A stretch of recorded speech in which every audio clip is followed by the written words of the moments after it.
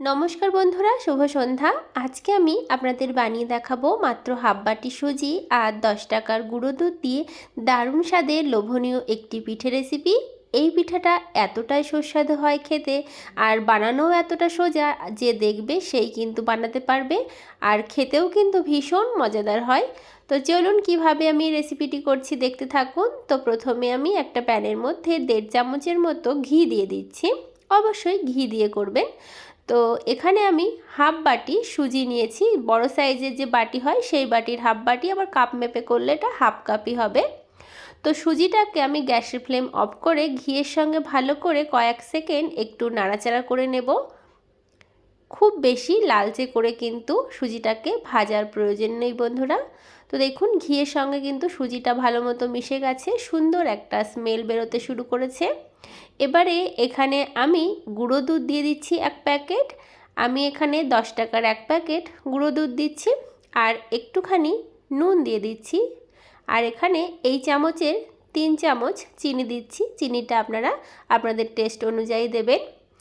তো এবারে ভালো করে মিশিয়ে নেব। আর এখন কিন্তু বন্ধুরা আমার গ্যাসের ফ্লেমটা অফ আছে। গ্যাসের ফ্লেম আমি অন করে কিন্তু করছি না, তাহলে সুজিটা পুড়ে যেতে পারে। তো ভালো করে সব উপকরণগুলো মেশানো হয়ে গেছে। এবারে যে বাটি মেপে আমি সুজি নিয়েছিলাম সেই বাটির 1 বাটি আমি জল দিয়ে দিলাম, দিয়ে ভালো করে মিশিয়ে নিচ্ছি। এখন কিন্তু আমি গ্যাসের ফ্লেমটা অন করে দিয়েছি।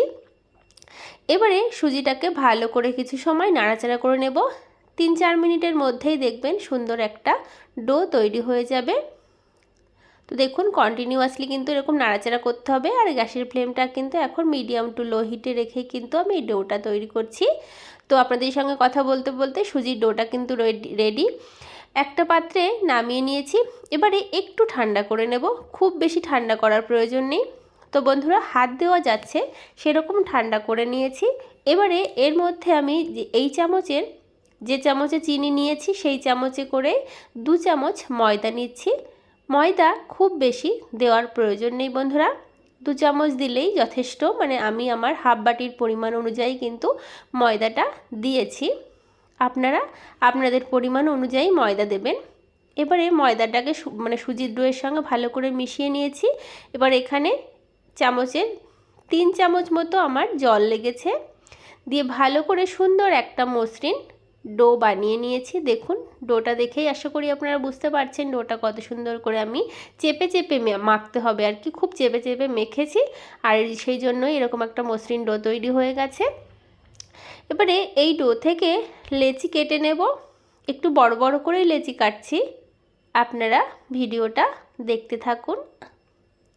তো আমি 4টে লেচি কেটে নিয়েছি। এবারে চলুন এখানে বেলন চাকি নিয়ে নিয়েছি। এবারে রুটির মতো করে বেলে নেব। তো প্রথমে এরকম একটু গোল করে নিলাম, নিয়ে এর উপরে এবার একটু ময়দা ছড়িয়ে দিচ্ছি, দিয়ে রুটির মতো করে বেলে নেব। তবে রুটি যেরকম আমরা পাতলা করে বেলি সেরকম করে কিন্তু নয় বন্ধুরা, একটু মোটা করেই বেলতে হবে। আপনারা দেখতে থাকুন। তো আপনারা যারা এখনও এই রেসিপিটি ট্রাই করেননি অবশ্যই কিন্তু বন্ধুরা এই শীতেই ট্রাই করতে পারেন, ভীষণ মজাদার হয়। তো রুটির মতো করে আমি বেলে নিয়েছি।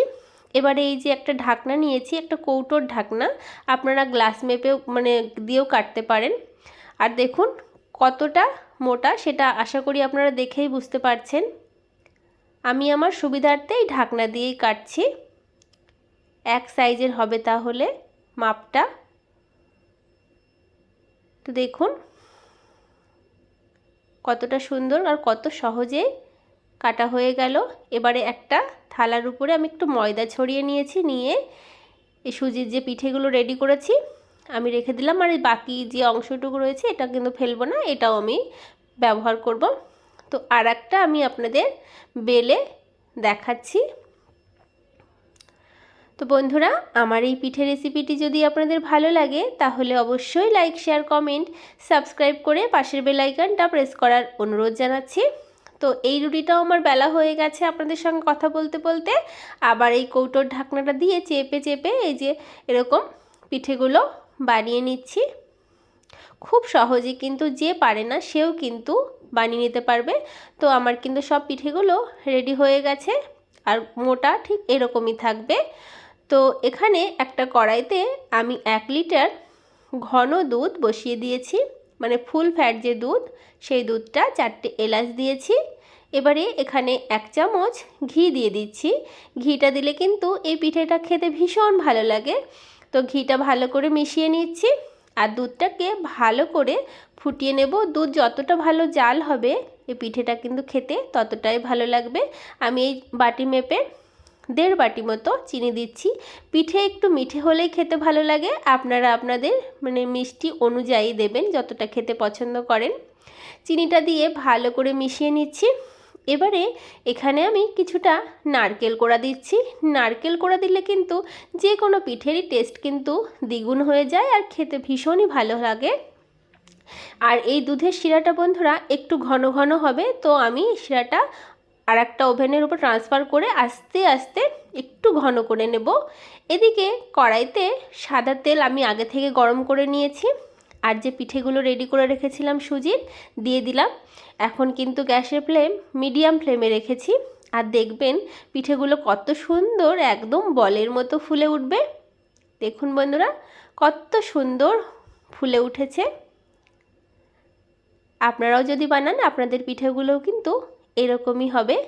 এরকম করে আমি 2-3 মিনিট ধরে ভেজে নেব, তবে হাই ফ্লেমে ভাজতে যাবেন না বন্ধুরা, তাড়াতাড়ি কিন্তু পুড়ে যাবে। তো বন্ধুরা এই পিঠাটা একবার কিন্তু আমি আপনাদের বাড়িতে বানানোর অনুরোধ জানাচ্ছি, ভীষণ ভালো হয় খেতে। তো দেখুন পিঠেগুলো কিন্তু ভাজা হয়ে গেছে। এবারে তেল ঝরিয়ে আমি তুলে নিচ্ছি। একে একে যে বাকি পিঠেগুলো সেগুলো কিন্তু আমি এরকম করেই ভেজে নেব। তো বাকি পিঠেগুলো আমি দিয়ে দিয়েছি, দিয়ে এরকম করে আমি ভেজে নিচ্ছি। তো বন্ধুরা আমার কিন্তু সব পিঠেগুলো ভাজা হয়ে গেছে। এই যে একটা পাত্রে নামিয়ে নিয়েছি। আর এদিকে দেখুন আমি যে দুধের শিরাটা তৈরি করছিলাম অনেকটা ঘন হয়ে গেছে। আমি লো ফ্লেমে কিন্তু আরও কিছু সময় ধরে ফুটিয়ে নিয়েছি। এবারে যে সুজির পিঠেগুলো আমি ভেজে রেখেছিলাম দিয়ে দিয়েছি। এবারে একটুখানি ফুটিয়ে নেব, 2-3 ফুট দিলেই কিন্তু হয়ে যাবে। দিয়ে ঢাকা দিয়ে রেখে দেবো আমি মিনিট 10 মতো। কত সুন্দর লাগছে দেখুন বন্ধুরা। এবারে 10 মিনিট ঢাকা দেওয়া থাক। 10 মিনিট পরে আমি ফিরে আসছি। তো গ্যাসের ফ্লেম অফ করেই কিন্তু ঢাকা দিয়ে রেখেছিলাম। আর কতটা সুন্দর হয়েছে দেখুন, আর পিঠেগুলো কতটা নরম হয়ে গেছে আর দুধের শিরাটাও কিন্তু টেনে নিয়েছে। এবারে একটা প্লেটে আমি আপনাদের নামিয়ে দেখাচ্ছি কতটা নরম তুলতুল করছে। রসটাও কিন্তু ভালো মতো পিঠেগুলো কিন্তু অ্যাবজর্ব করেছে। এই শীতের সকালে এইরকম যদি একটা সুজির ভাজা দুধ পিঠে থাকে তাহলে কিন্তু আর কিচ্ছু লাগবে না, এতটাই মজাদার হয় পিঠেটা। একটা পাত্রে নামিয়ে নেওয়ার পর আমি একটু নারকেল কোড়া দিয়ে সাজিয়ে দিচ্ছি। তো দেখুন কতটা লোভনীয় হয়েছে, একদম নরম তুলতুল করছে তুলোর মতো। আপনারা কিন্তু বাড়িতে অবশ্যই ট্রাই করবেন। আর যদি ভালো লাগে তাহলে আমার চ্যানেলটিকে সাবস্ক্রাইব করে পাশের বেল আইকনটা প্রেস করে রাখবেন। আর কেমন লাগলো সেটাও কমেন্ট বক্সে জানাতে পারেন বন্ধুরা। আমার এই সম্পূর্ণ ভিডিওটি দেখার জন্য আপনাদের অসংখ্য ধন্যবাদ আর অনেক অনেক ভালোবাসা। আর আমার এই পিঠার রেসিপিটি অবশ্যই ট্রাই করে আমাকে জানাবেন। আজকে বিদায় নিচ্ছি বন্ধুরা, ধন্যবাদ।